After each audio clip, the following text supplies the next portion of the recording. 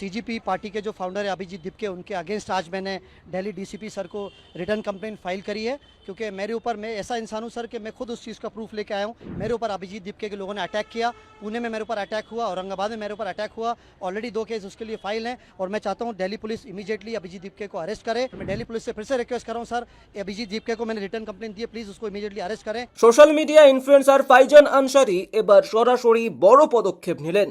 Cockroach জনতা পার্টির প্রতিষ্ঠাতা অভিজিৎ দীপকের বিরুদ্ধে দিল্লি পুলিশ ও ঔরঙ্গাবাদে একযোগে লিখিত অভিযোগ দায়ের করেছেন তিনি। অভিযোগের মাত্রা অত্যন্ত গুরুতর। দীপকের বিরুদ্ধে সরাসরি দেশবিরোধী কার্যকলাপে সমর্থন এবং নিজের লোক দিয়ে হামলার মতো মারাত্মক অভিযোগ তুলেছেন ফাইজান আনসারি। তার দাবি, এই মুহূর্তে অভিযুক্তকে অবিলম্বে গ্রেপ্তার না করলে বড় ধরনের নিরাপত্তা বিঘ্নিত হতে পারে। দিল্লি ডিসিপি অফিসে নিজে সশরীরে উপস্থিত হয়ে সমস্ত প্রমাণপত্র পুলিশের হাতে তুলে দিয়েছেন ফাইজান আনসারি। অভিযোগ দায়ের করার পরই মিডিয়ার মুখোমুখি হয়ে তিনি কি বলেছেন, আসুন শুনে নেওয়া যাক তার মুখেই। পাশাপাশি দিল্লি পুলিশ ও মুখ্যমন্ত্রীর প্রশংসাও করতে দেখা যায় ফাইজানকে। সঠিক সময়ে সোনাম ওয়াংচুককে আটকানোর বিষয়টিকে সাধুবাদ জানিয়ে তিনি দাবি করেন, এর ফলেই দিল্লির আইন শৃঙ্খলা ও পরিবেশ খারাপ হওয়া থেকে রক্ষা পেয়েছে। একই সঙ্গে সাধারণ মানুষের কাছে তার কড়া বার্তা, এই ধরনের রাজনৈতিক দল ও বিতর্কিত ব্যক্তিদের কেউ যেন কোনোভাবেই সমর্থন না করেন।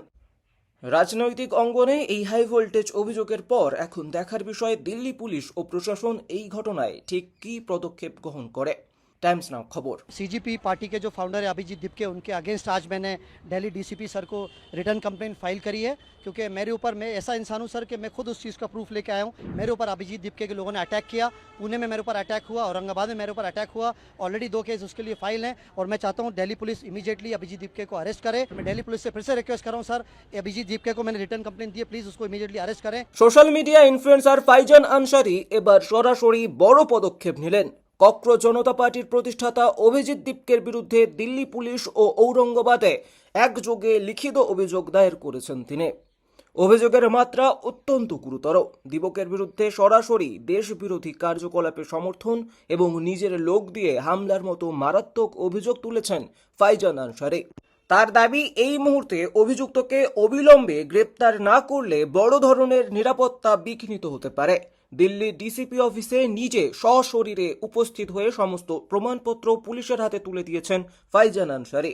অভিযোগ দায়ের করার পরই মিডিয়ার মুখোমুখি হয়ে তিনি কি বলেছেন, আসুন শুনে নেওয়া যাক তার মুখেই।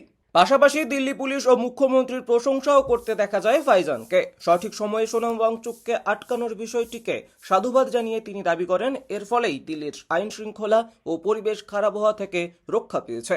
একই সঙ্গে সাধারণ মানুষের কাছে তার কড়া বার্তা, এই ধরনের রাজনৈতিক দল ও বিতর্কিত ব্যক্তিদের কেউ যেন কোনোভাবেই সমর্থন না করেন।